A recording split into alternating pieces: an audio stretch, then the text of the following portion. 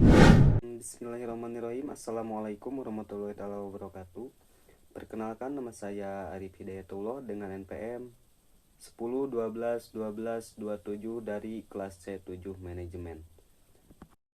Di sini saya akan membahas materi tentang Marifatullah guna untuk memenuhi tugas UTS Pendidikan Agama Islam 3.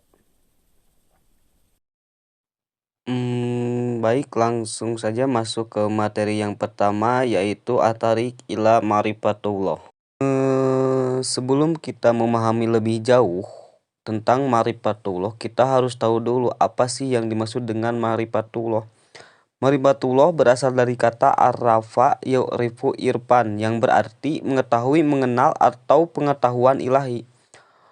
Orang yang mempunyai marifat disebut arif. Menurut terminologi, makrifat berarti mengenal dan mengetahui berbagai ilmu secara rinci, atau diartikan juga sebagai pengetahuan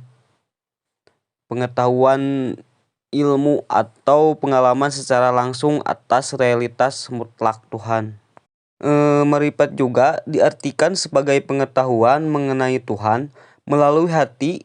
Sanubari dalam tasawuf, upaya pengetahuan makrifat kepada Allah Subhanahu wa taala atau marifatullah menjadi tujuan utama dan sekaligus menjadi inti ajaran tasawuf.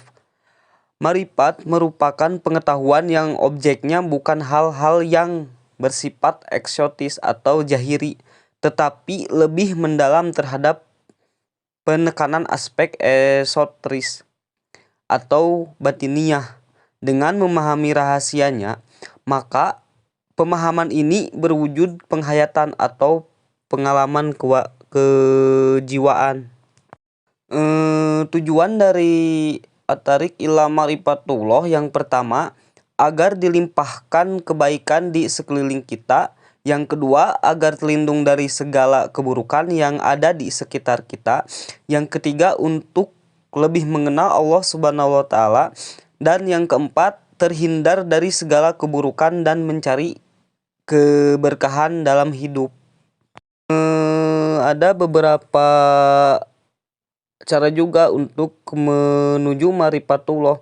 Cara yang pertama yaitu Al-Ghazali. Untuk mencapai marifatullah yaitu menjaga kesucian jiwa dan kesucian hati. Jika totalitas jiwanya telah suci dan hatinya telah dipenuhi dengan zikir kepada Tuhan, hidupnya akan dipenuhi oleh kearifan dan bimbingan hati, mempunyai fungsi yang esensial sebagaimana yang diungkapkan oleh Ibnu Arabi dalam kitab Khusus Al-Hikam yang dikutip dari buku ilmu tasawuf karya Samsul Munir Amin, menjelaskan. Yang kedua, dengan kalbu. Dalam pendengaran kaum sufi adalah tempat kedatangan kasyaf dan ilham.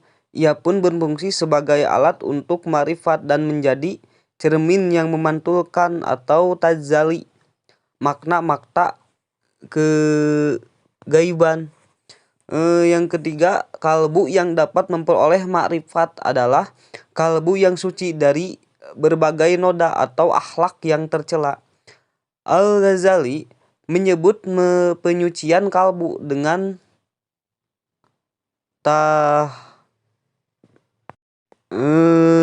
tahir al-kalbu, yaitu menyucikan kalbu dari akhlak tercela dan sifat-sifat bahanimiyah, sehingga yang menjadi pakaian kalbu adalah sifat-sifat malaikat. Kalbu merupakan bagian dari jiwa, sedangkan kesucian jiwa sangat mempengaruhi kecemerlangan kalbu, dan menerima ilmu kalbu yang suci akan menembus alam malakut. Yang kedua ada ahamiyatu ma'rifatullah, atau bisa disebut juga urgensi mengenal Allah. Ma'rifat berasal dari kata arafa yarifu ma'rifah yang berarti mengenal. Dengan demikian, ma'rifatullah berarti usaha manusia untuk mengenal Allah, baik wujud maupun sifat-sifatnya. Manusia sangat berkepentingan untuk mengetahui siapa penciptanya dan apa ia diciptakan. Definisi yang lain bahwa ma'rifatullah atau mengenal Allah bukanlah mengenali zat Allah, karena hal ini tidak mungkin terjangkau oleh kapasitas manusia yang terbatas. Sebab bagaimana mungkin manusia yang terbatas ini mengenali sesuatu yang tidak terbatas.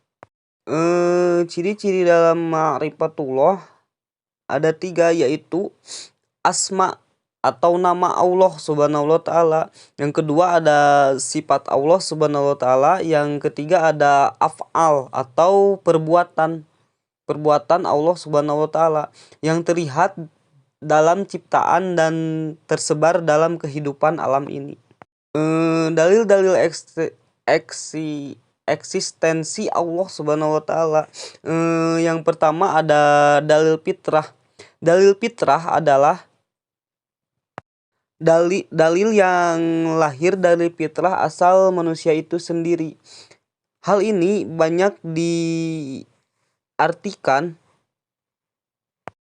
di dalam Al-Quran. Bagaimana manusia umumnya mengakui kewujudan Allah. Yang kedua ada dalil indra. Dalil indra adalah dalil-dalil yang dapat dinikmati, dilihat, dirasai atau disentuh oleh indra. Yang ketiga ada dalil akli. Dalil akli adalah dalil-dalil yang berasal dari akal. Yang keempat ada dalil nakli. Dalil nakli adalah dalil-dalil yang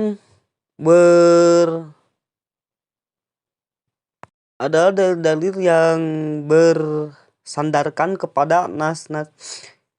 Yang kelima ada dalil sejarah. Dalil sejarah adalah kekuasaan dan keagungan Allah yang diambil dari peristiwa-peristiwa yang telah berlaku di muka bumi.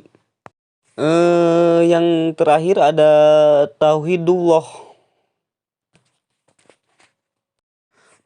Tauhid berasal dari kata wahada yuwahidu tauhidan, yang artinya menyatukan, mengesahkan, atau mengakui bahwa sesuatu itu satu.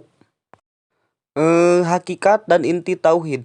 Hakikat dan inti tauhid adalah agar manusia memandang bahwa semua perkara berasal dari Allah subhanahu wa ta'ala, dan pandangan ini membuatnya tidak menoleh kepada selain Allah subhanahu wa ta'ala tanpa sebab atau perantara. Seseorang melihat yang baik dan buruk, yang berguna dan yang berbahaya dan semisalnya, semuanya berasal darinya, Allah subhanahu wa ta'ala. Seseorang menyembahnya dengan ibadah yang mengesahkannya dengan ibadah itu dan tidak menyembah kepada Allah subhanahu wa ta'ala. Yang selanjutnya ada tingkatan tauhid. Yang pertama ada tauhid zat Allah, yang kedua tauhid dalam sifat-sifat Allah, dan ketiga ada tauhid dalam perbuatan Allah, dan yang terakhir ada tauhid dalam ibadah Allah. Mungkin itu saja yang dapat saya sampaikan, kurang lebihnya saya mohon maaf karena saya masih dalam tahap belajar. Semoga materi yang disampaikan bermanfaat khususnya bagi saya pribadi dan umumnya bagi yang mendengarkan. Akhir kata dari saya, billahi taufiq wal hidayah. Wassalamualaikum warahmatullahi taala wabarakatuh.